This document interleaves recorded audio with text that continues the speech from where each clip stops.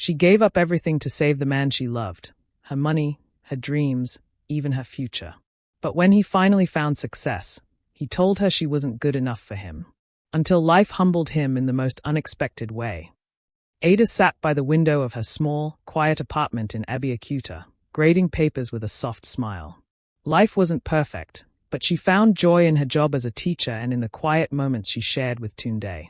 He wasn't wealthy or stable, but he had charm, dreams, and a vulnerability that tugged at her heart.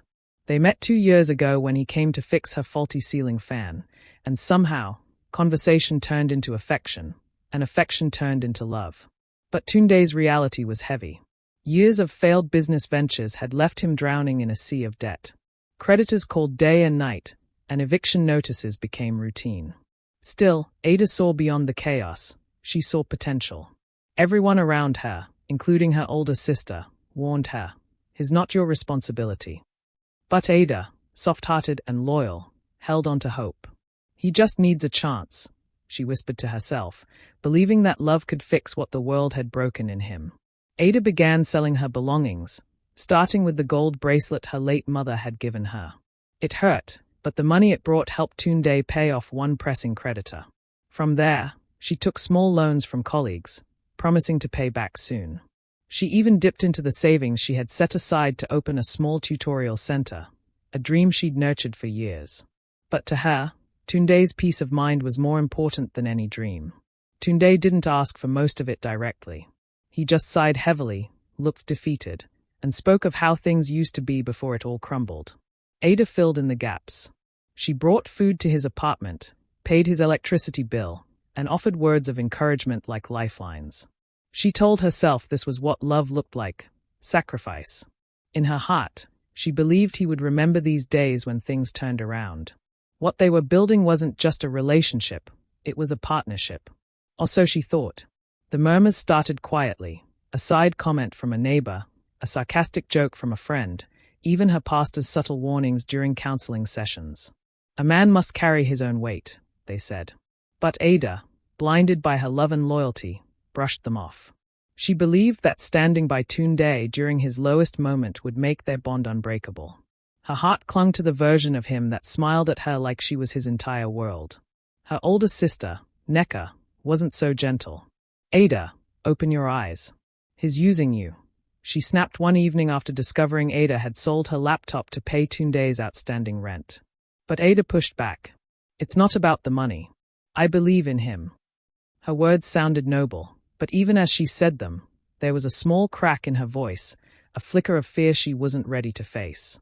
Still, she carried on, holding her head high, clinging to hope like it was her last breath. Months passed, and Ada's sacrifices finally seemed to bear fruit. Tunde launched a logistics business with the capital Ada helped him gather, unknowingly giving up her entire savings in the process. At first, it was slow. But then, contracts started coming in.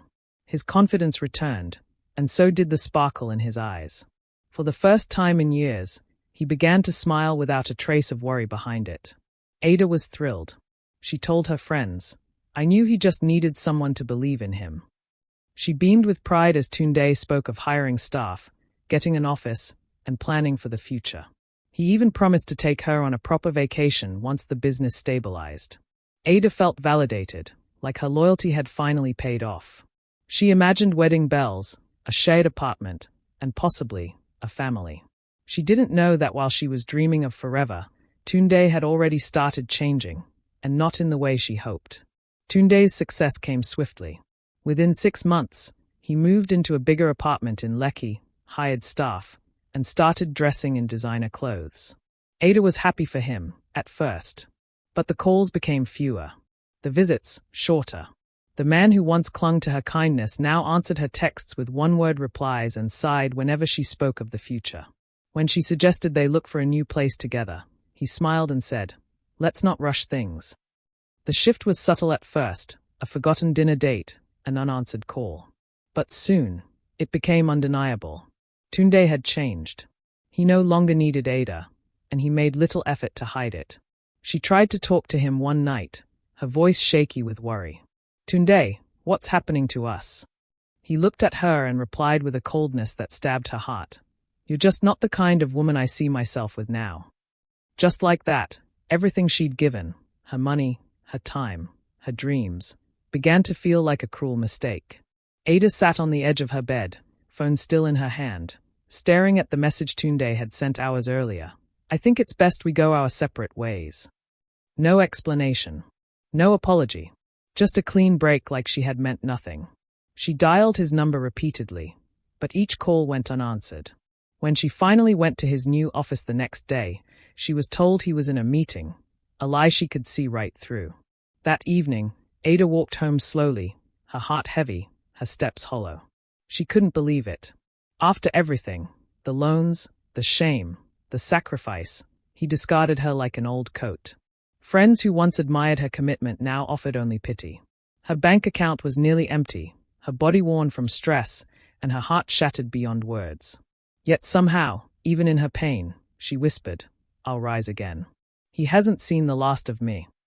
And with that vow, the healing, and the transformation, quietly began. Ada fell into weeks of silence. She stopped attending church, ignored her phone, and avoided her neighbors. The woman who once radiated kindness and hope now moved like a ghost, present but fading. Her small apartment, once full of warmth, felt colder than ever. Bills piled up, and the weight of shame kept her from reaching out for help. Tunde's betrayal echoed in her mind constantly, each memory more painful than the last. But one morning, Ada stood before her cracked bathroom mirror and saw something else, not just pain, but strength.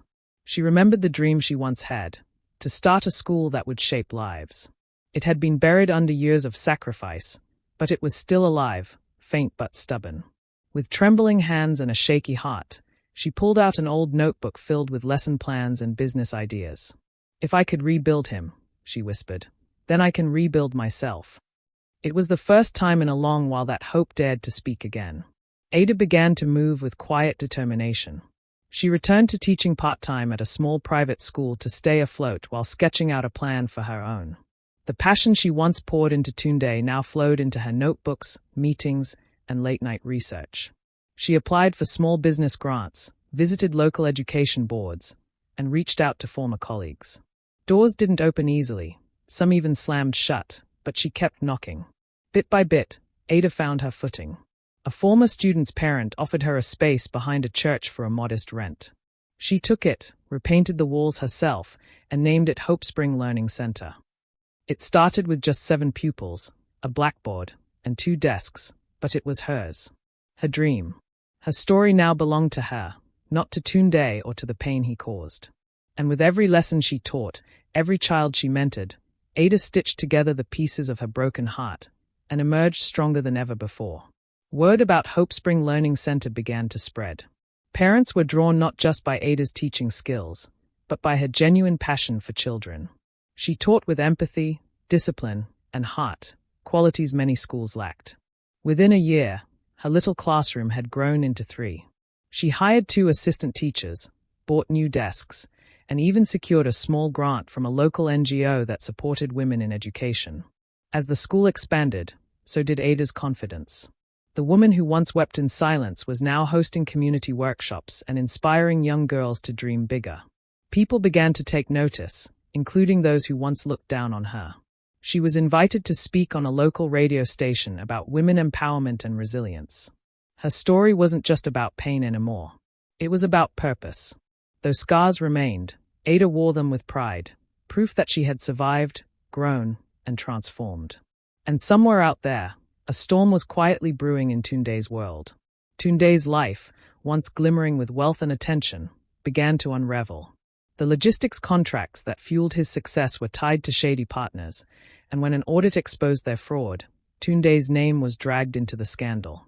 Investors pulled out. Clients vanished. Within months, his office was locked, and his luxury car repossessed.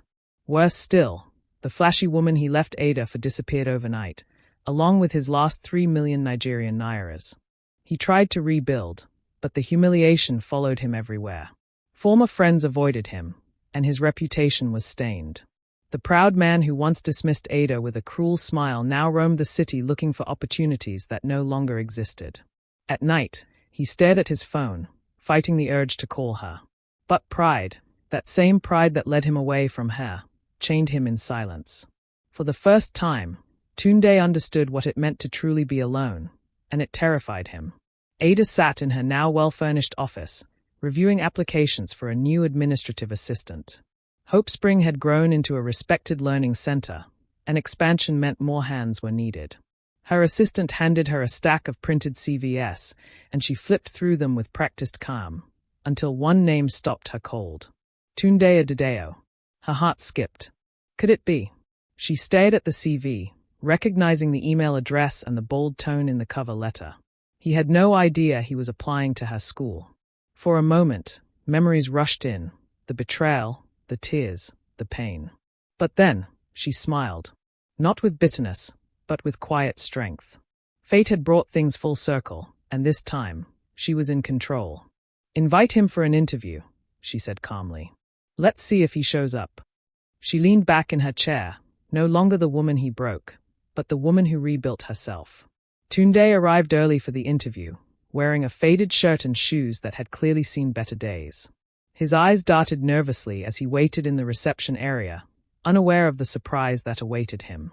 When the door to the office opened, and Ada stepped out, elegant, composed, and glowing with quiet authority, his breath caught in his throat. Ada, he stammered, rising to his feet. She looked him over slowly, her expression unreadable. Good afternoon, Mr. Adedeo, she said, motioning for him to follow her. Inside the office, silence thickened the air. Tunde's voice cracked as he began to explain himself, fumbling with excuses and apologies. But Ada remained calm. This isn't about the past, she said. This is an interview, and you're here for a job. He nodded, humbled. She asked him a few professional questions, her tone neutral, but her eyes clear. For the first time, Tunde saw who she truly was. Not the woman who once begged him to stay, but the woman he couldn't break. And he knew in that moment, he had lost something far greater than money.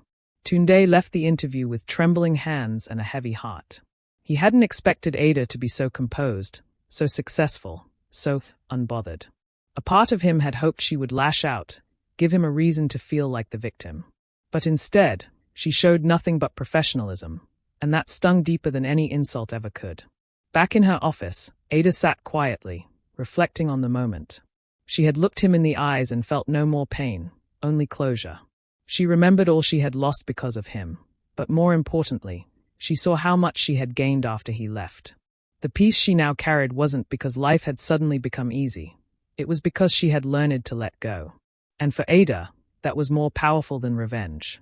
Later that evening, she told her assistant, "Don't call him back. He's not the right fit for this place." The assistant nodded, unaware of the deeper meaning behind the decision. Ada didn't reject him to punish him. She simply chose not to reopen a door that life had already closed with grace. Tunde sat under a mango tree near a crowded street, staring blankly at the traffic as the sun dipped low in the sky. He had no money left, no job, and nowhere to go. The one woman who had truly loved him, the one he thought he had outgrown, had risen far above anything he could have imagined. And she hadn't mocked him. She hadn't humiliated him. She simply let him go. That dignity hurt more than any harsh word ever could. Meanwhile, Ada drove home in her modest car, humming softly to herself. She thought of Tunde and felt nothing. Not hatred, not joy, just peace. She had done her part, loved deeply, and learned her lesson. Her journey wasn't about getting even. It was about getting better. And she had done just that. As she pulled into her compound, children from her school waved at her from the roadside. She smiled, waving back. This was her life now, one she had built with her own hands, out of ruins and heartbreak. She had loved, lost, and survived. And that survival had turned into something beautiful.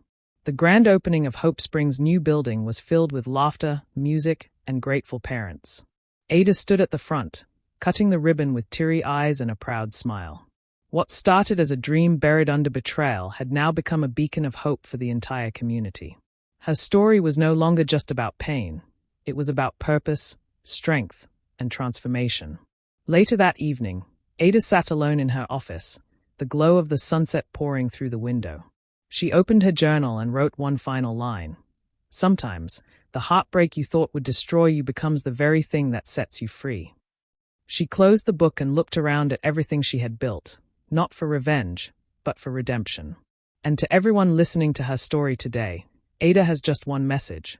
No matter how broken life leaves you, never stop believing in your power to rise again. If you were touched by this story, don't forget to like, share, and subscribe for more inspiring stories that prove karma is real, and so is healing. Comment, "I believe in second chances" if you made it to the end. See you in the next one.